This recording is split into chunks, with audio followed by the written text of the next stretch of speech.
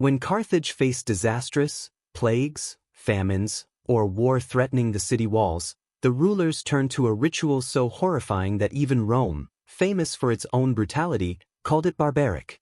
At the center of the city stood the Tophet, a vast open-air sanctuary of stone and fire. When the priests declared the signs unfavorable, the city gathered in silence.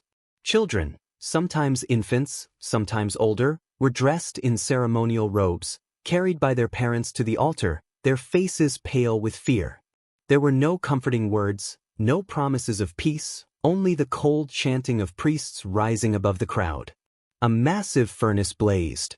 The victims were placed on slanted platforms of bronze that led into the roaring fire below. As the flames rose, drums pounded louder and louder, not for celebration, but to drown out the screams so the city would not hear the dying cries of its own blood. Some accounts say that to prove their devotion, parents were not allowed to show grief.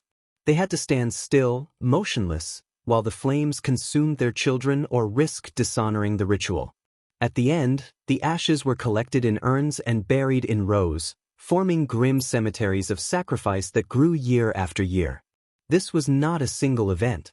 It was repeated whenever Carthage feared the wrath of fate. A ritual where life itself was the price for survival. For enemy leaders or rebels who defied Carthage, death was only the beginning. Their heads were severed, cleaned, and painted with ash and red dye before being placed on tall wooden poles. These heads were then carried in processions to sacred sites, displayed for months as trophies and curses, both a warning to enemies and a signal to the spirits that Carthage had claimed not only the body but the soul of its foes. Some were even nailed to city gates so that every person entering would look into the empty eyes of the conquered before stepping inside. Before Carthage marched to war, the battlefield was already soaked in fear, not from the enemy, but from what the soldiers had to witness before the first spear was thrown. On the eve of major campaigns, the city gathered in sacred courtyards lit only by fire. The army stood in tense silence while priests in blackened robes walked through the smoke carrying knives, bowls of blood, and torches. This was no prayer for victory. This was an offering meant to terrify even their own men into obedience. Animals were slaughtered, first bulls, goats, sometimes dozens at a time. The priests examined the twitching bodies, the color of the organs, the way the blood fell on the stone floors. Every detail was read like a sign from the gods. If the omens seemed unclear or unfavorable, the ritual escalated. Prisoners of war were dragged forward next. Their arms bound, their faces smeared with ash.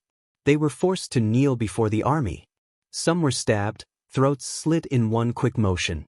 Others were burned alive in front of the soldiers, the firelight painting the army in red as screams rose into the night. The message was unmistakable. Carthage did not beg for victory. It demanded it in blood.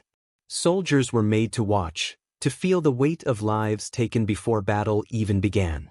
It was fear weaponized, a promise that the same fate would fall on any man who defied orders or failed in courage once the fighting started.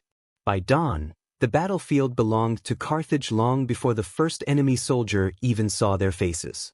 When the city feared invasion or divine wrath, some captives were not burned or executed, but buried alive beneath the walls of Carthage itself. The belief was chilling. A living body sealed under stone would serve as a guardian spirit for the city.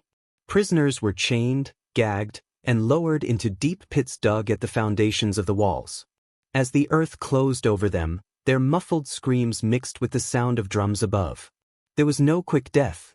Darkness, soil, and suffocation became their only companions until the end came slowly in silence. To Carthage, they were no longer men. They were sacrifices, cursed to protect the very city that destroyed them. At sea, Carthage ruled with iron and fire. But when storms threatened fleets or naval battles loomed, prisoners were taken aboard the ships for a different fate. Bound in heavy chains, their mouths stuffed with rags so they could not call for mercy, they were dragged to the edge of the deck. One by one, they were hurled into the churning waters below. The weight pulled them under instantly. No burial, no last rites, only the cold depth swallowing them whole. For sailors watching above, it was said to appease the sea. But for the victims, it was punishment stripped of even the mercy of fire. Sometimes fire was not swift. Some rituals demanded the enemy suffer slowly burned in stages rather than consumed at once. Victims were tied to iron frames set above low flames, the heat searing their flesh while priests chanted around them. As they screamed, the fire was lowered or extinguished, leaving them alive but mutilated, their skin blackened and cracking. Hours later, the flames were raised again, finishing what had begun earlier. Death came in waves of agony, as if the fire itself was toying with them. Others were caged like animals, wooden frames with iron bars set up in public squares or near sacred places. Captives were locked inside with no food, no water, left under the hot sun by day and cold winds at night. The people passed by as the victims withered away over days, their bodies shrinking, eyes hollowing, voices fading into faint moans. Priests performed chants at times, believing each stage of suffering pleased the powers watching from beyond.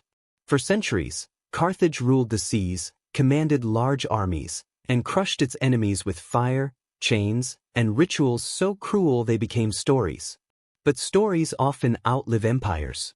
Rome came for Carthage in the Punic Wars, and with each battle, the city that once terrified the Mediterranean began to fall. By the Third Punic War, Carthage was cornered, its walls surrounded, its people starving. Yet, even in defeat, whispers claimed the old rituals returned.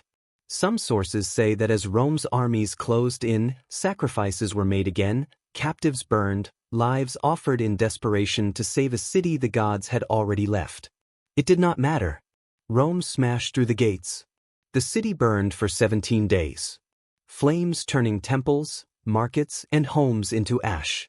50,000 survivors, men, women, and children were sold into slavery.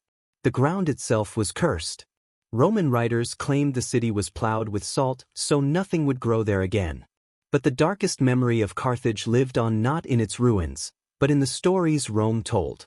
Tales of fire sacrifices, buried captives, and heads on city gates spread across the ancient world. They may have been true, or Rome may have made them bigger to make its enemy look like monsters. History left no clear answer. What remains is a shadow of a city whose rituals blurred the line between belief, power, and horror. A city that rose in blood and vanished in fire, leaving behind only the echoes of screams carried by time itself. If this story shocked you, then hit the like button. Tell us in the comments what part scared you the most. Do not forget to subscribe for more untold history, click the bell icon so you never miss the next dark story, and share this video with friends who love powerful history tales.